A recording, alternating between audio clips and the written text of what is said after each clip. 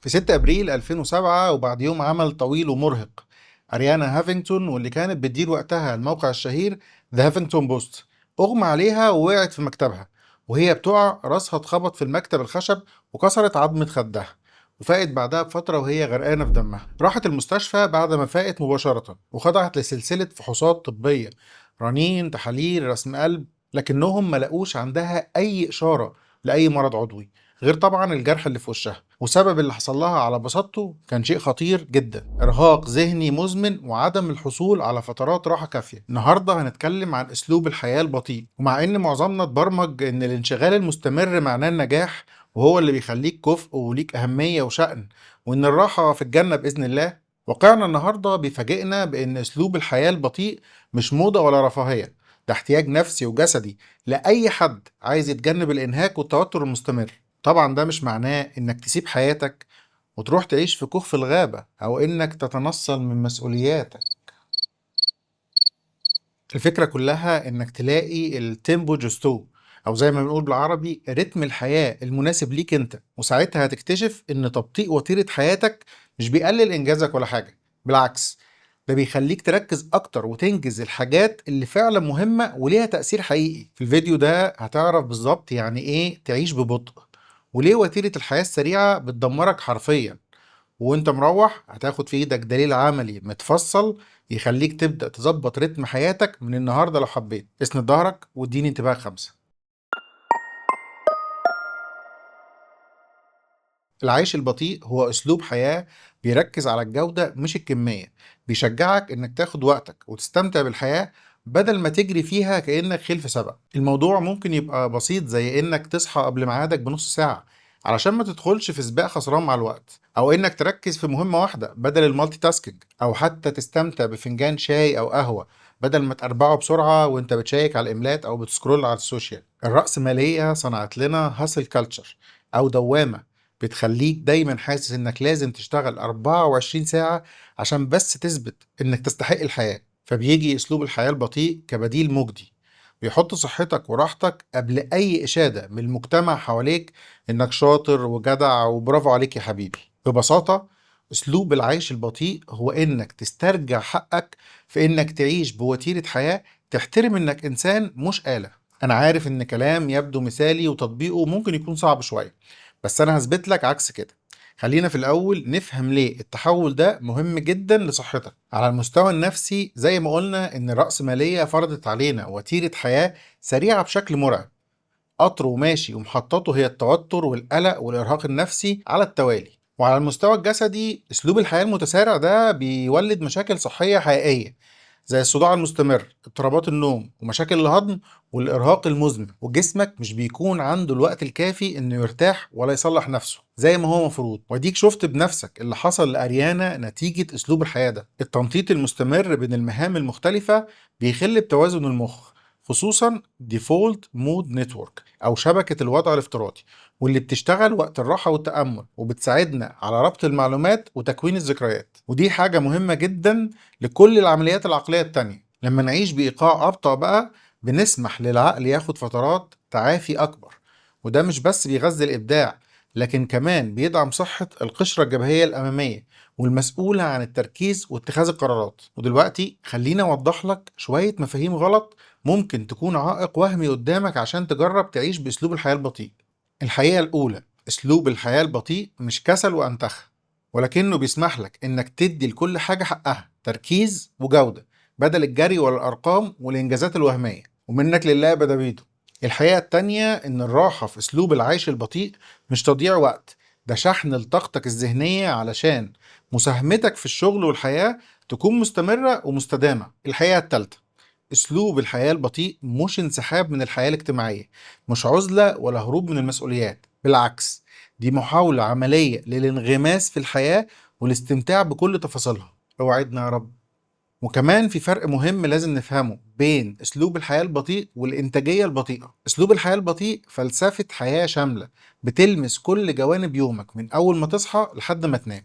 الإنتاجية البطيئة بقى هي تطبيق المبادئ دي بس في الشغل تحديدا، إنك تشتغل بوعي، مش جري جري جري جري وإنت مش عارف أنت بتجري ليه. المفاهيم المغلوطة دي بتخلي بعض الناس ما يخوضوش التجربة أصلا، بيكونوا خايفين يتوصموا بالكسل والإهمال وعدم الجدية. إنما إحنا بقى ولا بيهمني أبدا منهم. طبعا الكلام النظري مهم جدا علشان نستوعب الفكرة، بس لو متحولش لخطوات عملية وأفعال تغير حياتك للأفضل على أرض الواقع، يبقى ما يستاهلش الورق اللي اتكتب عليه. مبدئيا أسلوب الحياة البطيء مش محتاج تغييرات درامية وشقلبة لنظام حياتك أنت واللي حواليك. ممكن تعمل تعديلات صغيرة جدا وتطبقها واحدة واحدة. وتعال نشوف مع بعض شوية تعديلات مقترحة. ابدأ بروتين الصبح، أهم 30 دقيقة في يومك. إيقاع الصبح بيحدد رتم يومك كله. لو بدأته في دوشة وسرعة، اليوم كله هيمشي بنفس الإيقاع. أول حاجة اصحى بدري 30 دقيقة عن العادي. عارف والله إن ده ممكن يكون صعب، بس صدقني الفرق اللي هتعيشه يستاهل. مش عايزك تصحى الساعة 4 الصبح، بس لو متعود تصحى الساعة 7، اصحى 6:30. تاني حاجة، أول ما تصحى ما تمسكش الموبايل.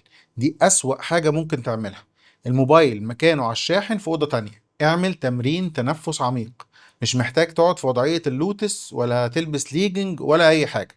ما تتلككش، اقعد في وضعية مريحة. خد نفس عميق من مناخيرك، احبسه 5 ثواني وخرجه من بقك ببطء، وكرر ده 10 مرات. تالت حاجة، اعمل طقس صباحي مميز ليك انت. ممكن يكون تمرين استطالة خفيف لمدة 5 دقايق، فنجان قهوة أو شاي تشربه في البلكونة أو جنب الشباك. استحضر 3 حاجات بتشكر ربنا سبحانه وتعالى عليهم، وقول أذكار الصباح علشان ربنا يحفظك ويبارك لك في يومك. وطبعا كل ده بعد ما تتوضى وتصلي. في الشغل في تقنية اسمها الديب وورك أو العمل العميق. بدل ما تفضل تتنطط بين الإيميلات والتاسكات والميتينجز، خصص وقت محدد لكل مهمة. وخليني أشارك معاك اللي أنا بعمله بشكل شخصي في الشغل. أول حاجة بعملها لما بقعد على مكتبي بفضي الإنبوكس. يعني إيه؟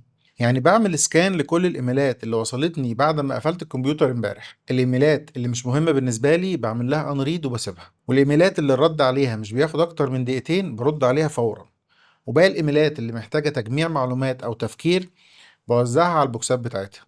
أنا مقسم الإيميلات لأنواع، وكل نوع ليه فولدر حسب الأهمية. وبعدين بقوم أعمل كوباية قهوة متينة وأرجع أشتغل على الإيميلات حسب الأولوية. بعد ما أخلص ببدأ أشتغل على المبادرات اللي أنا اخترت أكون مسؤول عنها. طبعا ده ممكن يتغير لو في اجتماع مهم، والاجتماعات اللي أنا ماليش فيها أهمية كبيرة أنا مبحبش أحضرها. كمان لما بكون شغال على مهمة محتاجة تركيز عالي، بحط علامة مشغول عشان محدش من زمايلي يجي ينكشني. وبس كده. وانت شغال من الافضل ان انت تختار مهمة واحدة بس وتركز فيها للاخر. جرب كده، اكتب الحاجات اللي هتشتغل عليها في ورقة حطها قدامك، اختار الاكتر اهمية. وممكن تستخدم ايزنهاور ماتريكس علشان تحدد ايه هي الحاجة المهمة. حط الموبايل في الدرج او ارميه في الزبالة. لما تجيلك افكار تانية في دماغك وانت شغال، اكتبها على ورقة جنبك وارجع للشغلانة اللي انت كنت شغال عليها. خصص 30 دقيقة في الاسبوع، ايوه 30 دقيقة بس كفاية، للتفكير مش للتنفيذ. اقعد مع نفسك وفكر، ايه هي اولوياتي الاسبوع الجاي؟ ايه المشاكل اللي محتاجة حلول بره الصندوق؟ وازاي اقدر احسن طريقة شغلي علشان اعلي الجودة واوفر وقت؟ ودي اهم حاجة. لما نتكلم على العلاقات، الجودة اهم من الكمية. لما تقعد مع حد خليك معاه 100%. يعني ايه؟ يعني تقلب تليفونك على وشه، تبصله وهو بيتكلم، تسمع علشان تفهم مش علشان ترد بذكاء. بدل ما تسأله عامل ايه وخلاص، جرب تقوله ايه الاخبار عندك، او ايه اكتر حاجة شغلاك اليومين دول. كمان لازم تخصص وقت محدد في الاسبوع للناس المهمين، وتخليه وقت غير قابل للنقاش. مثلا فطار الجمعة مع العيلة من غير تلفزيون ولا موبايلات، قهوة الجمعة بعد الصلاة مع الصحاب القريبين، ماشي نص ساعة مع شريك حياتك كل يوم، أو حسب ما يتوفر لك. وشكل انت بقى براحتك، امشي 15 دقيقة في نص اليوم أو بعد الغداء من غير موبايل ولا سماعات. كل وجبة واحدة على الأقل في اليوم من غير شاشات. ركز في الأكل، في الطعم، في الريحة. كمان دقايق الصمت مهمة جدا، 5 دقايق قبل النوم بس. اطفي كل حاجة واقعد في هدوء. بس علشان تعرف تعمل كده لازم تتعلم مهارة مهمة جدا، وهي مهارة إنك تقول لأ. علشان تعيش بهدوء لازم تحط حدود واضحة، وده مش سهل خصوصا في مجتمعاتنا العربية.